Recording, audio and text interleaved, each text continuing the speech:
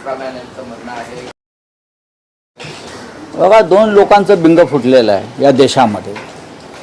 एक विकास पुरुष नरेंद्र मोदी आणि इन्फ्रामॅन देवेंद्र फडणवीस. म्हणजे जे काय खड्डे पडले आहेत, एक खड्डा पडला आहे, दोन खड्डे पडले आहेत, 67 बरं का, 6,700 कोटी काल एका झटक्यात वाहून गेले. कमिशन दलाली मिळाली, ती वाहून नाही गेली. भारतीय जनता पक्षाला निधी मिळाला त्यातून, पण सरकारचे साधारण 1,500 कोटी त्याच्यामध्ये वाहून गेले जास्त. आणि ज्या ज्या गोष्टी इन्फ्रामॅनने सांगितल्या त्याचा कसा बोजवारा उडाला आहे आपण गेल्या काही वर्षामध्ये पाहिजे. ज्या पद्धतीनं मुंबई, पुणे, ठाणे ही मोठी शहरं आज भाजपच्या ताब्यात आहेत. पावसामध्ये यांची जी वाताहत झाली, सगळं इन्फ्रास्ट्रक्चर वाहून गेलं, कोसळून गेलं. किती तकलादू पद्धतीनं ठेकेदारांनी कामं केली आणि ठेकेदारांकडून फक्त पैसे दलाली घेतली, कमिशन घेतले यांच्या लोकांनी. हे घेतल्या पावसाने उघड केलेलं आहे. 25 वर्ष शिवसेनेनं सत्ता भोगली. हे लोकांनी महानगरपालिकामध्ये प्रत्येक ठिकाणी फक्त ओरबाडणं सुरू आहे. आता लोकांना भीती वाटते नाशिकच्या कुंभमेळ्याची. जबाबदारी कोणावर आहे? इन्फ्रामॅनचे राईट हँड मॅन, जे या महाराष्ट्रातले सगळ्यात भ्रष्ट मंत्री आहेत.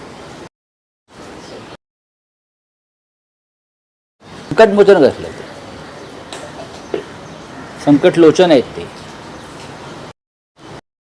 दरवाजा उघडला का संकट येतं. तर आता कुंभमेळ्यामध्ये काय होईल, कुंभमेळ्यामध्ये किती भ्रष्टाचार होईल, त्या लाखो लोक तिथे येतील देशभरात. भाविक, श्रद्धाळू, संत, महंत, मठाधीश आणि सगळी ठेके हे गुजरातच्या ठेकेदारांना दिले. त्याच्यामुळे अजिबात काम होणार नाही, फक्त यांना कमिशन मिळेल.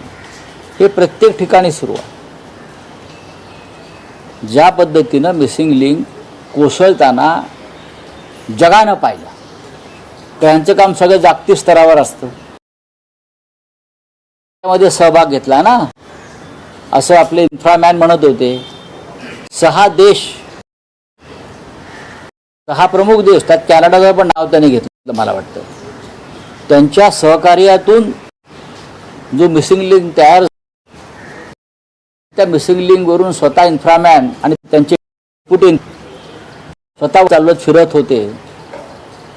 काय झालं शेवटी, कसं कोसळताना आम्ही पाहिलंय ते इन्फ्रा महाराष्ट्राला. महाराष्ट्राची गेल्या काही वर्षात जी अप्रतिष्ठाने बेअब्रू झाली, त्याचं शेवटचं टोक म्हणजे मिसिंग लिंक कोसळणं. ह्यांनी एक उभारला, मुंबईमध्ये 56 पूल आम्ही उभारले. ते होते ना, ज्याने एका उभारणी केली नाही ते आम्हाला शिकवतात. महाशय, महाराष्ट्रामध्ये शिवसेना भाजप युतीचं सरकार असताना मुंबई पुणे एक्सप्रेसवे पासून ते 56 पूल हे त्याच काळात झालेत, तेव्हा आपण आमदार होतात फार. तर त्याच्यामुळे तुम्ही विकास काय असतो हे आम्हाला सांगू नका. पहा ना परिस्थिती आमची. मुंबई पुणे एक्सप्रेसवे फ्रीवे आहे, तो आमचा सुरू झाला. ज्या तुम्ही अटल राजवटीतच त्याचं काम सुरू झालेलं आहे. आणि तुम्ही जी कामं केली आहेत ती ताबडतोब महिनाभरातच कोसळलेली आहे.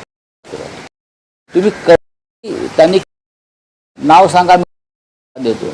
मेट्रो गळते, लोक काही माही नाही त्याने घेतलेल्या एसटीच्या गळतायत. कारण प्रत्येक ठिकाणी पैसे खायचे, प्रत्येक ठिकाणी आधी कमिशन घ्यायचं आणि ह्यांचेच लोक सांगतायत कमिशन नगराध्यक्ष म्हणजे आणि राज्याचे पैसे ज्या माईचं मंगळ विकलं माईचं त्यांच्याकडनं तुम्ही इन्फ्रामॅन कडून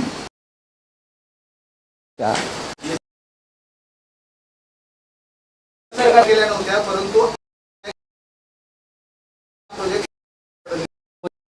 केलं ना सह्या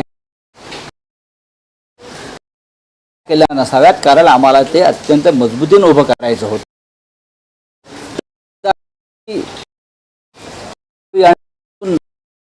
राज्यकर्त्यांना कमिशन मिळालं सह्या तुम्ही ज्या सह्या झाली आपण चक्र वगैरे काही बदल नाही. तुमच्या मेंदू भ्रष्टाचार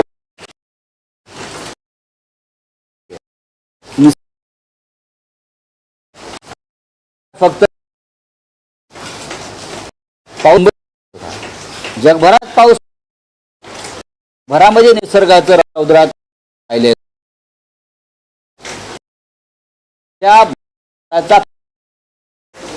पूर्वी कदाचित लोक 10% असते काम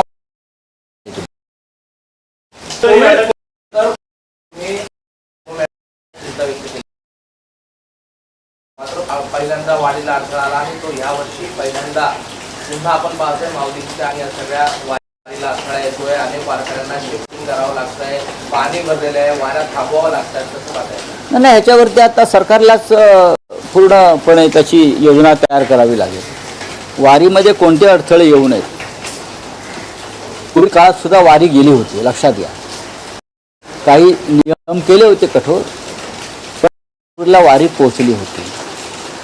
या सरकार फक्त हिंदुत्वाच्या नावानं मतं मागणं एवढं किंवा संपूर्ण राजकारण करणं आणि वारीचे सुद्धा निर्माते आम्हीच आहोत, विठोबा सुद्धा आम्हीच घडवला असंही सांगतील. हे मला आता भीती वाटते, यांच्या ताब्यात जर विठोबा गेला तर विठोबाची दानपीठाचं रक्षण शिवसैनिकांना करावं लागेल. महाराष्ट्रातल्या सर्व मंदिरांची आम्हाला काळजी वाटते. आता असू द्या, हिंदी में क्या है, देखिए राम मंदिर में इस्तीफा लिया है, राम मंदिर के भ्रष्टाचार में, तो उसमें आश्चर्य के सबसे पहले जो लूट हुई है राम मंदिर की, उसका हिसाब कौन देगा? 50 रुपया की अगर कोई गरीब चोरी करता है तो उसको अरेस्ट किया जाता है. तो मैं 10 लाख का कोई गैर व्यवहार हो गया तो वहां ईडी घुस जाती है. यहाँ भारतीय जनता पार्टी के लोगों ने और भारतीय जनता पार्टी के बनाए हुए राम मंदिर ट्रस्ट ने 550 करोड़ किया है कैश में. दान पत्र ही दान पेटी चोरी हो गई, 1 साल से चल रहा है. बाद में राम के अलंकार चोरी हो गए, सीता माई के अलंकार आभूषण चोरी हो गए, चांदी की ईंटें चोरी हो गई, सोने की चढ़ावा चोरी हो गया. लगभग 2000 करोड़ का ये घोटाला राम मंदिर के ट्रस्ट में हुआ है. तो इस्तीफे से क्या होगा? पूरे राम मंदिर ट्रस्ट के ऊपर FIR लॉज होना चाहिए और राम मंदिर ट्रस्ट को कटघरे में खड़ा करना चाहिए. ये लोगों के साथ विश्वासघात है. चोरी किया है तो लेकिन ऐसे माना चोरी किया हुआ है, ऐसा भी सामने नहीं आया. सरकार कभी मानेगी क्या? सरकार क्यों मानेगी? लेकिन चोरी तो हुई है ना, फिर इस्तीफा क्यों लिया? फिर इस्तीफा क्यों लिया और इस्तीफा मंजूर क्यों किया? 2 लोगों का इस्तीफा, अमित शाह और चंपत राय का इस्तीफा मंजूर किया है, एक्सेप्ट किया है. उसका मतलब क्या है? चोरी हुई है, चोर को राम मंदिर के ट्रस्ट के सीनियर लोगों ने पकड़ा है. अगर पकड़ा है तो पुलिस में जाकर उनके खिलाफ कार्रवाई होनी चाहिए. लेकिन आपको डर है कि जनता आपको सड़क पर चलने नहीं देगी आगे। चलिए, थैंक यू।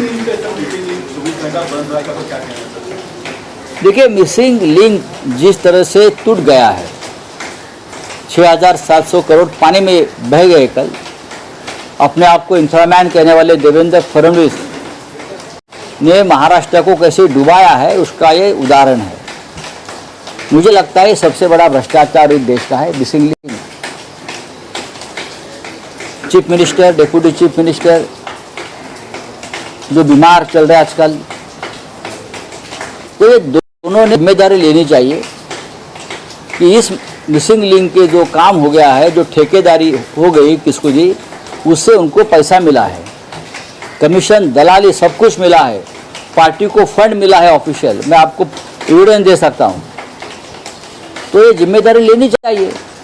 और विधानसभा में असेंबली चल रही है, उसमें बताना चाहिए क्यों हो गया। बारिश बढ़ गई, बारिश का जोर बढ़ गया इसलिए टूटा। 100 साल से हमारे यहाँ ब्रिजेस, पुल है, डैम्स है, आपको मालूम होगा ना, नेहरू के ज़माने से, ब्रिटिशों के ज़माने से यहाँ तालाब बने हैं, डैम बने हैं, ब्रिजेस बने हैं, वो नहीं टूटे। और मिसिंग लिंक 6 महीने में टूट जाता है, उसका मतलब है उसमें सीमेंट और मिट्टी नहीं है, उसमें सिर्फ भ्रष्टाचार है, बस, और कुछ नहीं है।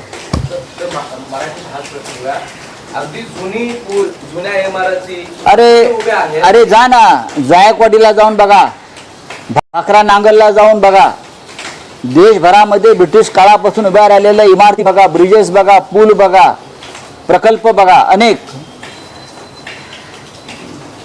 तलाव बघा बांधलेले, त्याला कुठे तडा गेला नाही। आम्ही बांधलेला मुंबई पुणे एक्सप्रेसवे रस्ता बघा, खरोखर जाऊन बघा, बाळासाहेबांचं स्वप्न होतं ते, त्यांनी ते करून घेतलं, मुंबई पुणे एक्सप्रेसवे, ते जाऊन पहा। त्याच्यामध्ये सुद्धा असंख्य बोगदे आहेत, टनेल्स आहेत, मोठे मोठे टनेल्स आहेत, त्याच्यामध्ये आहेत ना टनेल्स, त्याला कुठे गळती लागली नाही की ते कुठे तुटले नाही। तुमचा मिसिंग लिंकच कसा कोसळतो? कारण मिसिंग लिंकमध्ये फक्त भ्रष्टाचार झाला। तुमच्या डेप्युटी सीएमनी, भारतीय जनता पक्षाच्या नेत्यांनी, स्वतः मुख्यमंत्र्यांनी याच्यामध्ये पक्षाला निधी कसा ओरबडता येईल हे पाहिलं, आणि त्याच्यामध्ये काही दलाल जे होते सरकारमधले, त्यांनी मोठ्या प्रमाणामध्ये पैसे खाल्ले। आता हे पैसे खाल्ले बोललं काय, त्यांच्यातला हरिश्चंद्र जागा होतो, हे हरिश्चंद्र नसून हरामखोर आहेत, म्हणून हा मिसिंग लिंक कोसळला।